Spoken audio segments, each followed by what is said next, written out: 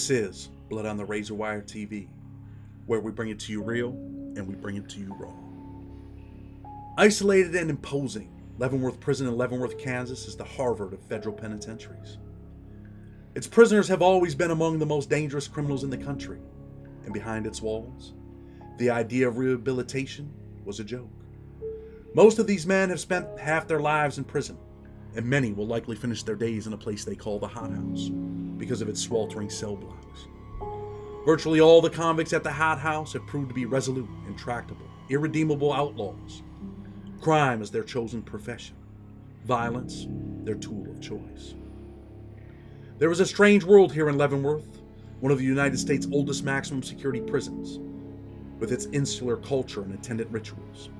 It is the kind of place where one inmate can stick a 17-inch knife in another man's back. In a lunchroom cafeteria full of guards and fellow prisoners will barely look up.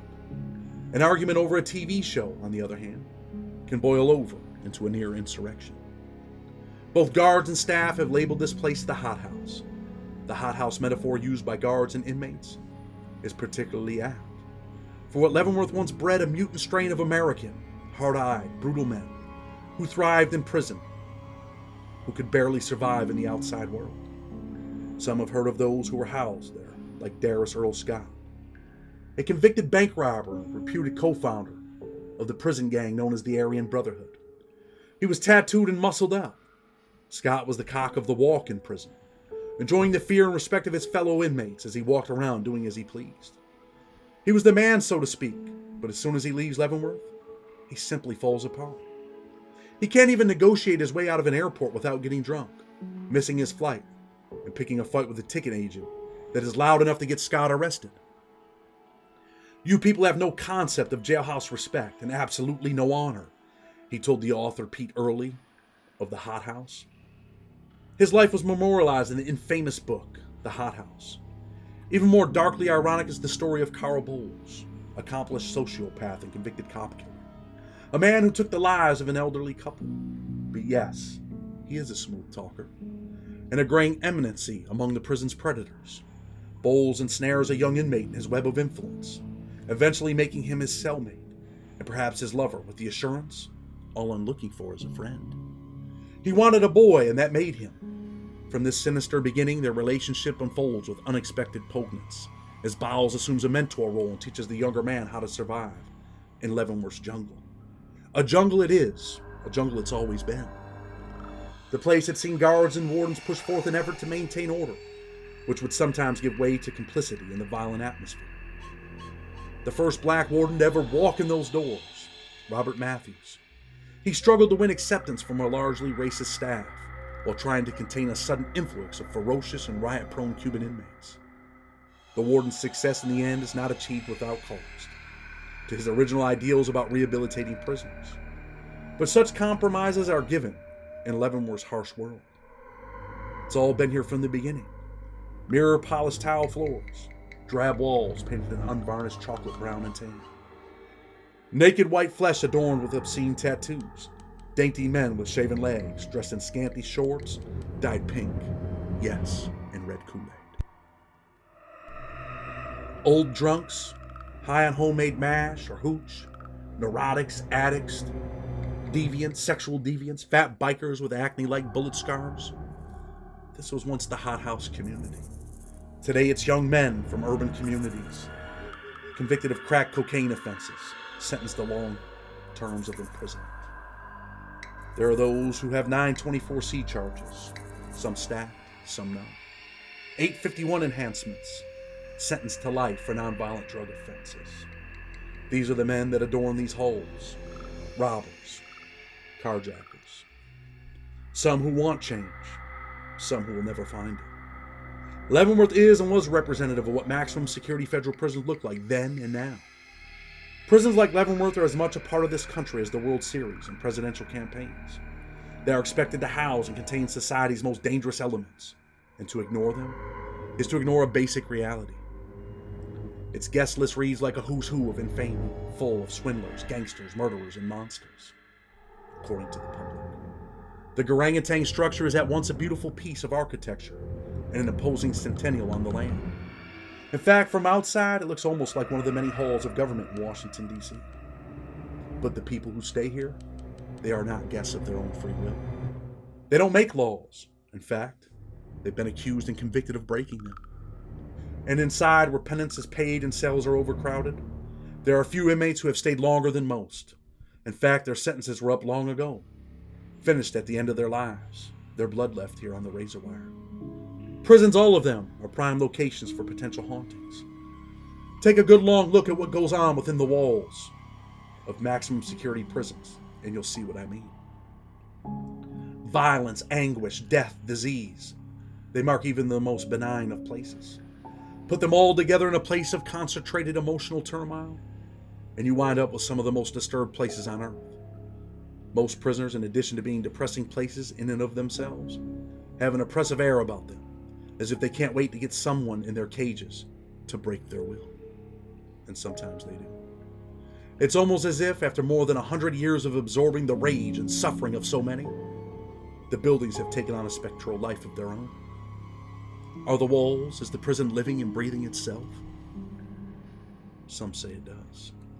The place has housed some of the most dangerous, including Tommy Silverstein, convicted of 4 murders, including that of a prison guard. Silverstein once said, "Someday, most of us get out of this hell, and even a rational dog, after getting kicked around year after year, attacks when his cage door is finally open." The hothouse has claimed the lives of many men, including guards. Wayne Selly, a prison guard and father of 3, left his blood on the razor wire there too. Blood left on the razor wire was the mantra, and still is, in maximum security prisons all over the country. Walking in, everyone and everything can become a potential victim. Yes, including you, Mr. Larry Pagan. Tensions are high and violence is brewing, as it always has here at the hothouse. August 27, 2001. The warmth from the morning wind blew over a dark place in Leavenworth, Kansas. As the sun rose, the birds began to flutter in the air looking for food. No one was on the yard yet, and the doors to the cells had not yet been opened. The plot had been in to catch him. They knew it was him. They wanted him. They wanted blood. It didn't matter if he lived or died. They knew it was him, and they also knew about what was in his PSR. His pre-sentence investigation report painted the story, the big R. He had went from prison to prison, incident to incident. Violence racked his brain at every step. He was a criminal in every sense of the word. Rehabilitation was long over. Punishment did not matter to him. The life sentence the judge handed down? Who really gave a Life was over, as he knew it. This was it for him, concrete, steel, cold metal, and the hustle and bustle of prison life. That's all he would ever know now. Pacific Islander, he was part Puerto Rican, born on February 9, 1964. As a small boy, his mother looked into his eyes and had dreams for him. She wanted him to flourish, to do great things in life. But Larry Pagan would have different plans as he aged. He was the author of his own story, of his own book. Some people believe, and still do believe, he had a touch of Satan in his heart. This is who he was and who he is. At the age of 22, he was sentenced to 20 years in prison, 2 years less than how long he had been alive. He would spend the next 9 years in prison somewhere in Hawaii. Most of his time was spent in solitary confinement. Whenever he had a chance, Pagan would lash out with extreme violence towards prisoners and guards. He targeted female guards and unleashed verbal assaults. December 28, 1995 was the date his fate was sealed. Or was it really that September day in 1986? Hawaii had an overcrowding problem in their prison system, and they decided it was time to contract their prisoners out to Texas. So on December 28, 1995, Pagan and over 200 prisoners were loaded up and sent to a Texas prison. This was the early days when states started contracting out their prisoners, and Hawaii had found a way to get rid of the most undesirable prisoners that were management problems. And Pagan, he was at the top of the list. The guards stood there in the late of the night, waving goodbye on what they hoped would be the last time they would see Satan. He waved back with a chuckle. "Don't worry, this is not for forever." Pagan began to plot immediately. He had spent enough of his young life in prison. He wanted out. There was a way, and the way was through Texas. He watched the guards, their movements. He checked the fences, the razor wire. And he knew that when they went to church, there was a blind spot. He found it. He had the plan in place. He felt the guards were simply not smart enough at this prison to hold him down. After the count at 9:30 p.m. on February 14, 1996, he took his shot. Pagan went to church services, and that is when he made his move. He spread the razor wire between the 8-foot by 12-foot fence. Once over the fence, he ran into a nearby wooded area. But other prisoners tried to halt his escape, and they let the guards know immediately that Pagan had just climbed the fence. The cold air hit his face as he ran for freedom like Forrest Gump. As he ran, the prison was locked down for a head count. Another failure that plagues Texas. Prisoner escapes. Roadblocks went up around the roads and highways as Pagan laughed, "Catch me as fast as I can." He ran like the gingerbread man. The cops were too late. He tired only a half mile from the prison and came upon the home of Henry and William Parnell. He waited in the dark, in the brush, contemplating his next move. He hid under the cover of darkness, but as morning began to approach, he knew that he had to make a move in order to avoid being caught. He had already scoped out the property. He had already looked into the windows, and he seen them there in a gun case. He wanted them. It was the thing that he thought would carry him to freedom.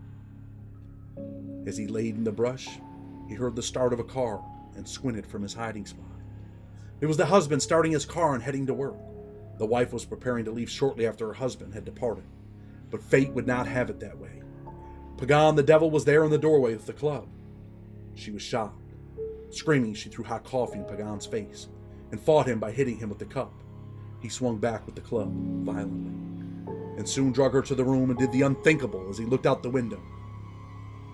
He would see numerous law enforcement officials searching the area. He was the target, but he was hidden in the confines of his home. He told her to keep her mouth and her eyes closed. Pagan ordered her to her truck after he did the atrocities at knife point, and he wanted her to drive him to Houston. Not long into the ride, they would come upon a roadblock. He began to panic. He thought this was it, but he thought quickly. Again, he was the fox, outsmarting the rabbit. He slid behind the driver's seat, pulling her shirt through the seat area so she could not move. The knife was in her rib area. The sheriff deputy knew her and let her drive through, but the abuse did not stop. It continued for days. Pagan was tortured. Pagan would eventually release her and run through a hole in the fence to where he thought freedom awaited him in Mexico. He would make his new life on a sunny beach in Mexico, or so he thought. He caught a bus to Monterrey. After being spooked, he caught another bus back to Laredo. 2 cops grabbed him, but later let him go. He was almost caught, trapped. On February 18, 1996, just 2 days after releasing his victim, 2 more Mexican cops had stopped him, and this time, he was arrested by the Mexican State Police in Nuevo Laredo, Mexico. Once caught, he admitted to all the filth that he had done. He outlined it, page by page, sentence by sentence, word by word. For his atrocities, he would later be sentenced in the Eastern District of Texas Federal Courthouse to life in prison for the kidnapping. His rap sheet was riddled with burglary, the Big R, threats, and a host of other convictions. At the age of 22, his life forever changed. He would see freedom for only 2 days from the age of 22 to now, where he sits in USP Pollock, undetected at the age of 58. But the devil was waiting to take him home at USP Leavenworth. They wanted him. "Come, Larry, we have something special for you. Come, my friend, I am here, and hell is a lot hotter than Hawaii or Texas. It's hotter than the hothouse could ever be, my friend. I'm waiting for you." Dana Rapazzo and Eligio Adriatico were waiting for him. They wanted blood, and they wanted to leave Pagan's blood here on the razor wire. They both could care less about the streets. Release dates were far away in the distance. Somewhere they were living for today. They were not living for tomorrow. Their life was here. It was the here and now. And they had a victim. Eligio was Guanamanian and ran with the Asian inmates. Rapazzo was closely associated with the Aryan Brotherhood. Both men respected behind the razor wire and known for taking care of business if it called for it. Both friends from different groups with a common goal to rid the prison of the filth that was Larry Pagan. Property was coming up missing. The word was there was a sneak thief in the unit, and he had to be found out. They already had their suspicions that Pagan was the creep on the alert. He had recently stolen some dope from the 2 men and decided he was not paying for it. His drug habit had finally got the best of him. Raposo set out 2 radios, his bait, to to catch Pagan in the act. They watched him steal the radios, and it was showtime. They armed themselves with homemade shanks and a lock on a belt. No words needed to be spoken. They met in the TV room, and Pagan was armed as well. The only thing left to be done was the violence, which was at an all-time high.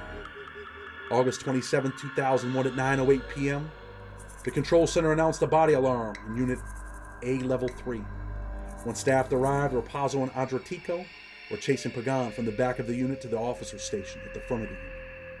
Raposo had finally cornered their victim behind the officer's desk and was lunging in, sticking him like a pincushion.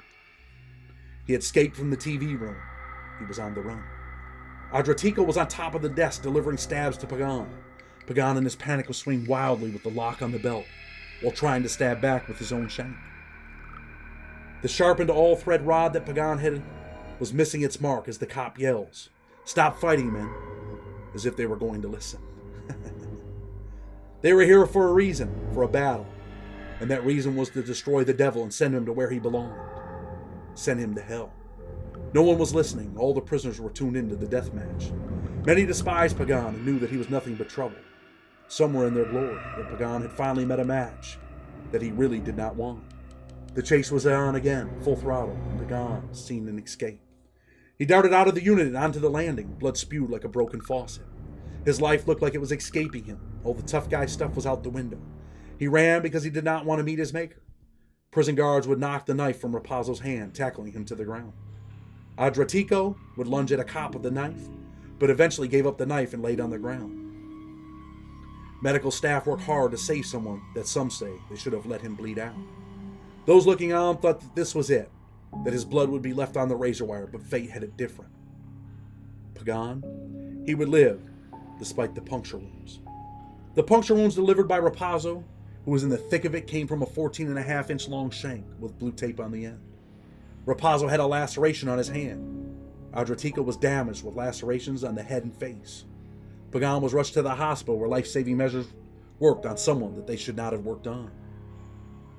The devil was calling, but he didn't show up. Staff would later write, "I got Pagan down 2 more flights of stairs, where he collapsed on the top stair until further help arrived and departed to the hospital."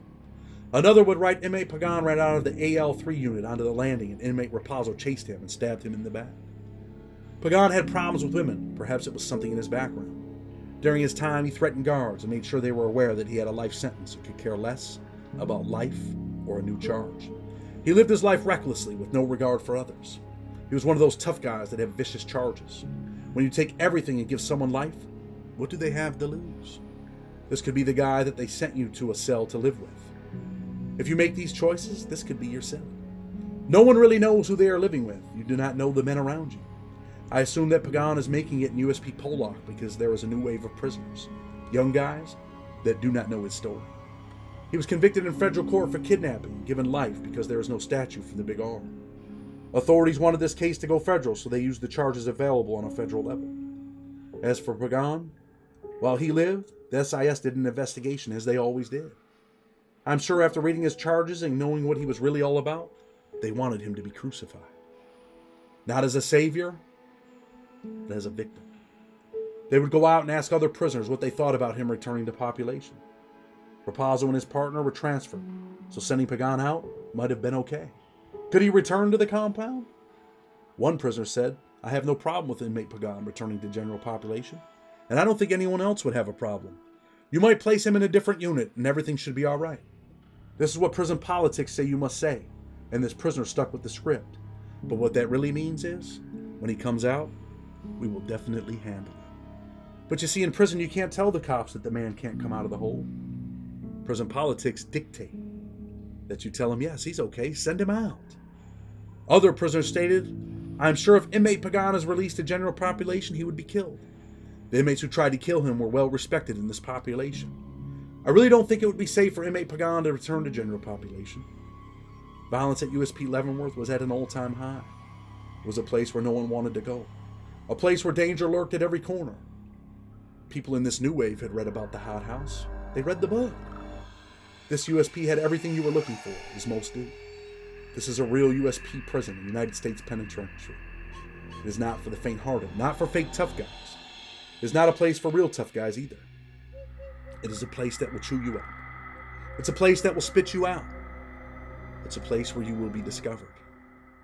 See, all these maximum security prisons, they're all designed to perpetuate violence, anger, and hatred. They're places that you, young man, don't want to step foot in. They're places filled with those like Larry Pagan. Larry Pagan, a man who gave his whole life away at the age of 22. A man who went to prison and learned nothing. A man who found out that his life could be taken. And they tried. They tried. If you're subscribed to our Discord, the pictures will be on Discord. Make sure you come there. But let today be a lesson that committing federal crimes or any crimes at all is not what you want to do. You don't want to be housed in a room or in a cell with men like these men. Men that are dedicated to unleashing violence on a level that you may never in your life ever fathom. Blood on the Razor Wire TV. Until tomorrow, we're out.